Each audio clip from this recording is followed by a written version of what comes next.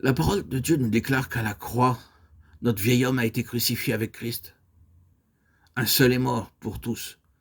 Par conséquent, tous sont morts en lui, afin que ceux qui vivent ne vivent plus pour eux-mêmes, mais pour lui. Mais qu'est-il arrivé? Nous avons mis de côté un peu notre ancienne nature, et nous essayons de lui faire une place dans la nouvelle création.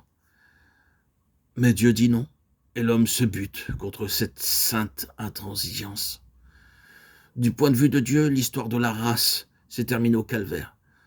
Ce jour-là, c'est comme si Dieu avait écrit fin et passé à autre chose. Depuis lors, tous ses intérêts gravitent autour de la nouvelle création.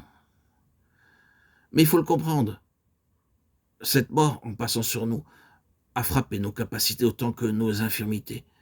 Elle a embrassé ce qu'il y a de plus beau de notre nature, humainement parlant, comme ce qu'il y a de pire. Elle n'a pas plus épargné le bon caractère des uns que la perversité des autres.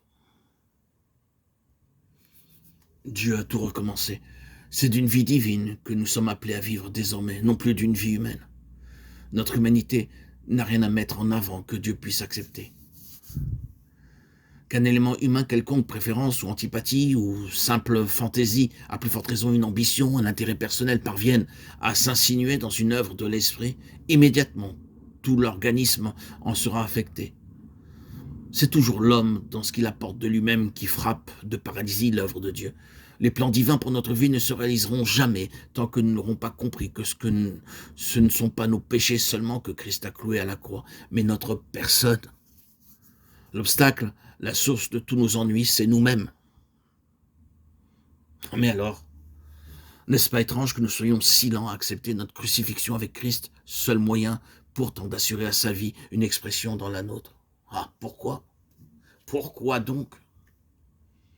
Parce que l'homme veut bien d'une mort symbolique, mais cette mort-là, la vraie, il n'en veut pas.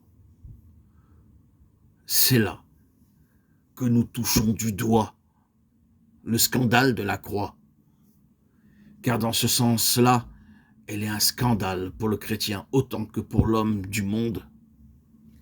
C'est ici peut-être que nous touchons la cause la plus profonde. Car que sont le monde et la chair sinon des armes entre les mains de Satan? C'est grâce au monde et à la chair que la hiérarchie satanique perpétue son emprise sur les hommes et que Satan continue à régner en maître sur toute l'ancienne création. Or, en approchant de la croix, Christ a dit « Maintenant, le prince de ce monde va être jeté dehors ». Considérant rétrospectivement l'œuvre du calvaire, Paul plus tard dira que par la croix, Christ a dépouillé les dominations et les autorités et, en triomphant d'elles, les a victorieusement données en spectacle. Ah, il ne faut donc pas être surpris si la grande hiérarchie vaincue met tout en œuvre pour neutraliser les effets de la croix et frustrer le Seigneur Jésus des fruits de sa victoire. Elle y travaille de diverses manières. Grâce à ces insinuations, le message de la croix est présent sous de toute autre couleur. On laissera tonner contre le monde, mais on fera rentrer par la porte de derrière ses méthodes, ses ressources, son esprit, qui absorberont comme des sangsues la vitalité spirituelle de l'Église. Pour créer de la tension et provoquer des schismes, on stimulera les énergies charnelles, la vie propre, le vieil Adam. Ainsi, le ciment de la grâce et de l'amour fraternel se désagrégera peu à peu. Pour obscurcir la nécessité de la régénération, on mettra l'homme au premier plan. En poussant à la philanthropie, au culte de la beauté, on encensera en temps et hors de temps l'héroïsme, le talent, la morale naturelle. Tout cela est l'œuvre de Satan. Il faut le dire. La réputation, le prestige, ce penchant inné de l'homme à voir grand, à vouloir augmenter sa clientèle et réussir selon le monde, sont choses contraires à l'esprit de Christ. C'est avec ces jouets-là aussi que l'ennemi distrait son monde et parvient à détourner de la croix, oui, même des serviteurs de l'Évangile.